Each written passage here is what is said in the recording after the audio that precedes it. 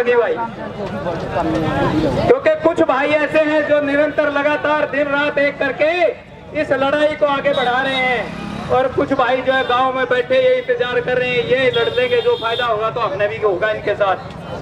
परंतु सरकार की लड़ाई में इस तरीके की बातें, इस तरीके की सोच वो लड़ाई को कमजोर बनाती है। आप जितने भी भाई आज यहाँ पर इस धरने पर आए, जिन्होंने जो है इसके अंदर भागीदारी की है, तो 25 तारीख को जो एक बंद आपने कॉल किया हुआ है, वो बंद आपको जो है कई गुना गिनती के साथ जो है इसको आपने कामयाब करना पड़ेगा। एक कारण है, क्योंकि मुझे स्पेशल जो है, मैं इस कमेटी से पहले मेरी दिन में रात को भी बात हुई थी कि भाई आप ये बताओ कि जो धरना और जो आपने ये बंद का आयोजन किया है, वो जो है कितनी गिनती में आप लोग कर सकते हो। मुझे ये उम्मीद थी, क्योंकि जितने कर्मठ और मेहनती लोग किसान जींद और उचाना नरवाना के आसपास के जो लोग हैं, ये अपनी मेहनत के लिए मशहूर हैं कि जिस काम का बीड़ा इन्होंने उठा लिया उसको जो है सिरे चढ़ाते हैं। परंतु मुझे नहीं पता कि आज थोड़ी जो है मुझे कमजोरी दिखाई दी। इसमें कसूर आप लोगों का नहीं, आप लोगों ने बहुत मेहनत की। इतनी गर्मी के अंदर आज 38 और 40 डिग्री टेम्परेचर के अंदर आप लोग यहाँ पर बैठे हैं, सिर्फ जो है सरकार की खिलाफत के लिए। परंतु कुछ भाई इस बात से, जैसे अभी नयन जी कह रहे थे कि भाई मायूस होने की जरूरत नहीं है, अगर सरकार ने ये बिल पारित भी कर दिया तो जो है फैसले बदले भी जाते हैं और कानून जो है निरस्त भी होते हैं। दूसरा, अभी तक जितने सरकार ने पहले भी फैसले लिए, चाहे वो नोटबंदी का हो या जीएसटी का हो, वो लगभग सभी फेल हुए हैं। आपको पता चल जाएगा अभी आने वाली फसलें, अभी धान की फसल तैयार है और कपास की फसल आ रही है, आपका कानून कितना जो इफेक्ट व असरदार होगा वो यहीं से पता चल जाएगा आपको खुद को। अगर ये जो किसान, छोटे छोटे किसान, मैंने कहा था भाई किसी का 2 गांठ सिर्फ बेचने की 2 गठड़ी लेके वो कपास को कहां कहां घूमेगा। तुमने तो कह दिया कि हमने मार्केट खोल दिया, आप कहीं भी जाकर के बेच दो, लेकिन पहले भी जो तो चाकी बेचा करता भाई।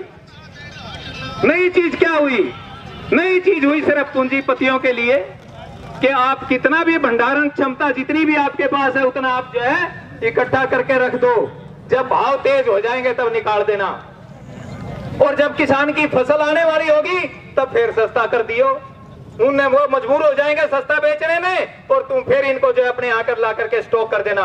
ये उदाहरण है। अभी पिछले साल आपने प्याज को देखा, अभी टमाटर देख लो 80 रुपए किलो बिक रहा है, लेकिन किसान को 80 रुपए का रेट तो किसी ने नहीं दिया। तो ये इतना महंगा इतना कैसे हुआ, आज तक किसी ने नहीं सोचा। भाई साहब, ये एक सोचने वाली बात है।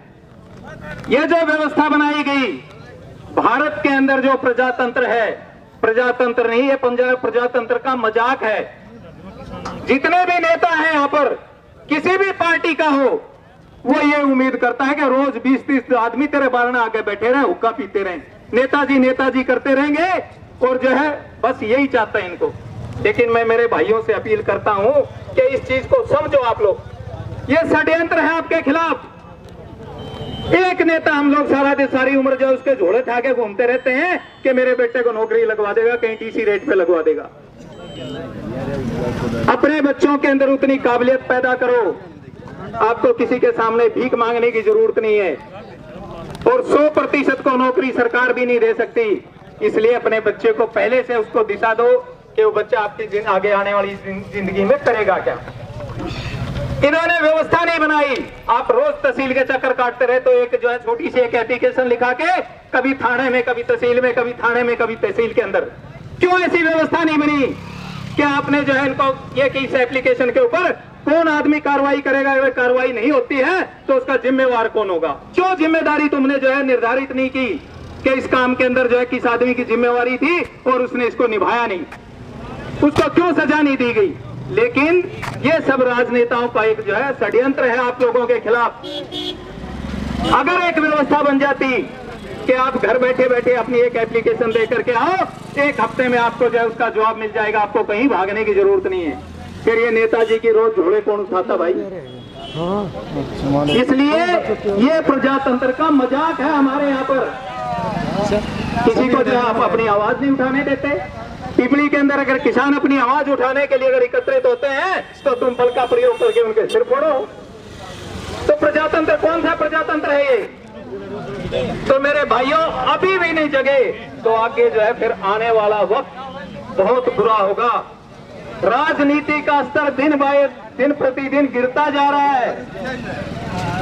अब आने वाले जो लीडर हैं, जो पुराने टाइम के जो सेवादार हुआ करते थे, सेवादार नहीं, अब सिर्फ जो है पैसा कमाने के लिए लोग राजनीति में आते हैं।